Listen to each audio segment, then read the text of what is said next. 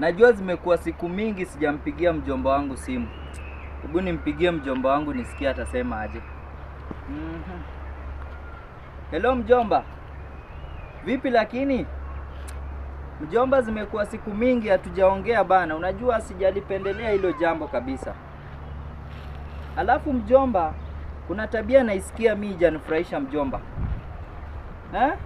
Ati unawanyanyasa watu kwenye hiyo kazi. Mjomba, nahisi unasahau ulikotoka.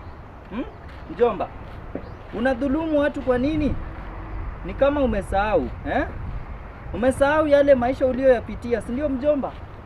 Mjomba, nahisi umesahau. Mbona unawanyanyasa watu? Nimezipata hizi habari, usiniulize nimepata wapi.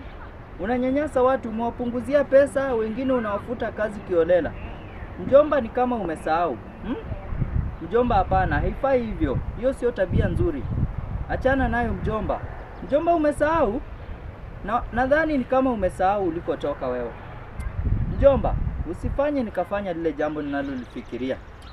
Wewe mjomba, sawa, lakini uachane na hiyo tabia. Hiyo sio tabia nzuri. Sawa mjomba? Tutaongea baadaye.